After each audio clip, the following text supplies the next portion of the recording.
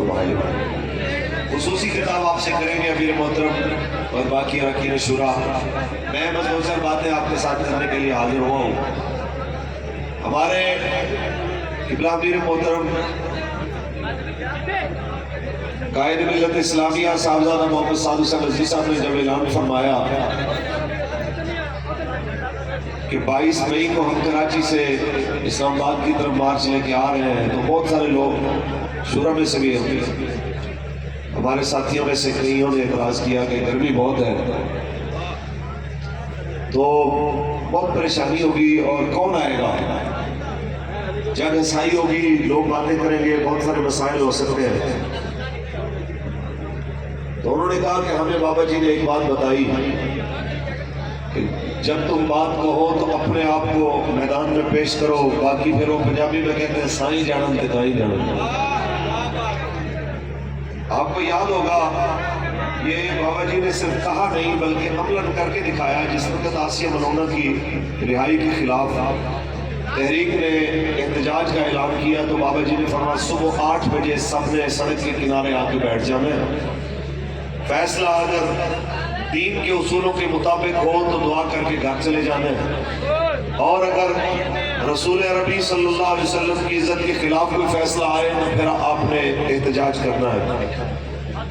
تو اس وقت میرے سمیت بہت سارے ساتھی ابھی گھروں میں تھے. میں اچھی طرح مجھے یاد ہے، میں تیاری کر رہا تھا کہ واٹس ایپ میں جناب تصویر آئی بابا جی علیہ رحمہ کی. آپ نے ابھی بھی کئی لوگوں کے پاس وہ محفوظ ہوگی کہ آپ اکیلے اپنے ایک دو خلیفوں کے ساتھ وہاں پہ تشریف فرما ہو کے بیٹھے ہوئے.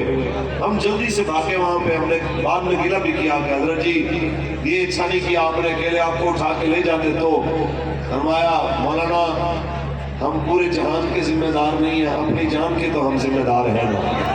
اج بھی میرے بابا جی دی اچھا تے اج بھی میرے بابا جی دی، اج بھی میرے بابا جی دی، اج بھی میرے بابا جی دی، اج بھی میرے بابا جی دی. تو امیر محترم نے یہ فرمایا ہمیں لوگوں سے غرض نہیں ہے، میں اور میری شورا ریلے پہ بیٹھے ہوں، اتنا کافی ہے کہ ہم نے جو کہا وہ پورا کیا. باقی جس مالک کے دین کے لیے نکل رہے ہیں اور جس رسول اللہ کی عزت اور جن کی امت کی آسانی کے لیے نکل رہے ہیں، تو ہمیں بڑی امید ہے کہ اس پاک دربار سے ہمیں کبھی بھی جو ہے وہ ایسا جواب نہیں ملے گا جس سے ہمیں پریشانی ہو.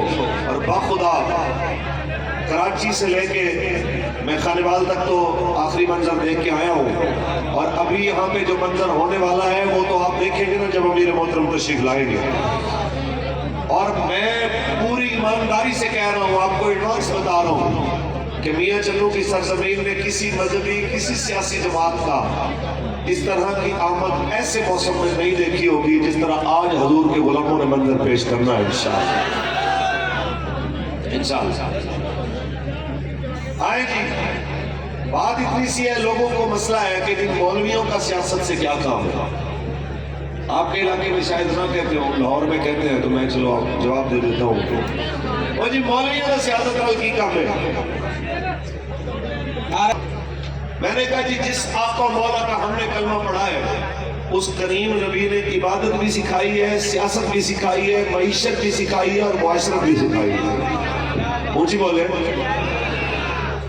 اب عالم کفر کو مسئلہ یہ ہے کہ یہ مسلمانوں میں جو کئی سو سال سے ہم نے سیاسی شعور ختم کر دیا تھا، انہیں کہا تھا کہ بس تم نماز روزہ تسبیح کھینچنا تمہارا کام ہے، یہ دنیاوی امور حکومتی امور چلانے میں مداخلت کرنا تمہارا کام نہیں ہے. اب یہ کیا ہو گیا ان کو کہ یہ اس طرف چل پڑے ہیں. انہیں پتہ ہے کہ ہتھیار اٹھا کے آنے والوں سے ہم نمٹ لیں گے، کہ کہہ دیں گے یہ جناب بڑے دہشت گرد، یہ بڑے خطرناک.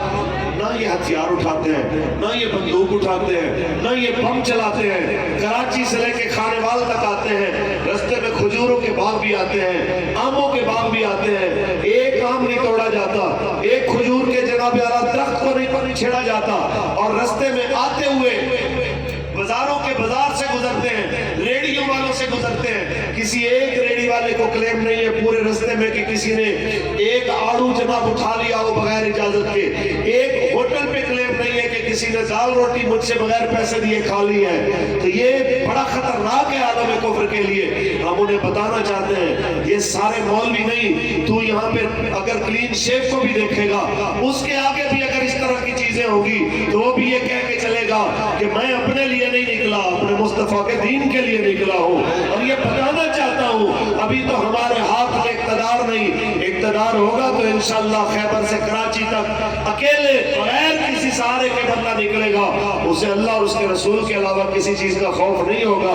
और वो वक्त आने वाला है क्योंकि पाकिस्तान उस ट्रैक पे चल पड़ा है कि पाकिस्तान का मतलब क्या, ला इलाहा इल्लल्लाह, इल्लल्लाह की ज़रब लगाए ना भाई, पाकिस्तान का मतलब क्या, ला इलाहा इल्लल्लाह, दस्तूर रियासत क्या होगा। मुहम्मदुर रसूलुल्लाह। लेकिन उसके लिए सिर्फ नारे से तो काम नहीं बढ़ेगा, मैदान में आना पड़ेगा। बड़ी पार्टियों को परेशानी है, बड़ों को मसला है, ये क्या हो गया है, ये कहां से चल पड़े। भाई साहब मेरे आका मौला का फरमान है, खैरुन्नास मन यनफउन्नास, लोगों में सबसे बेहतर वो है जो बाकी लोगों को नफा पहुंचाए।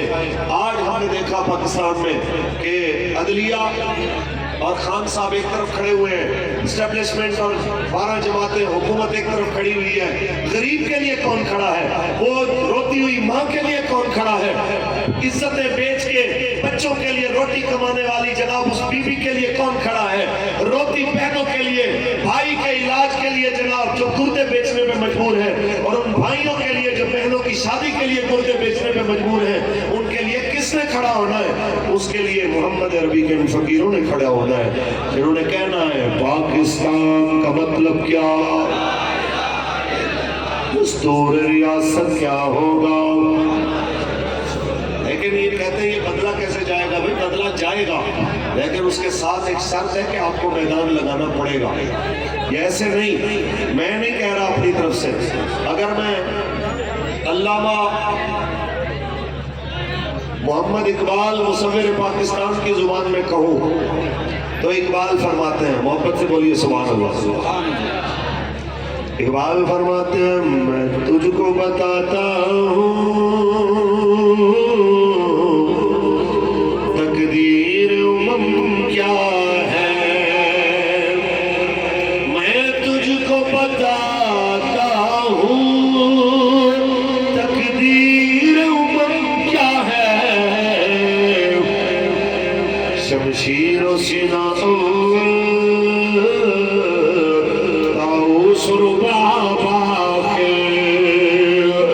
शमशीर सिरा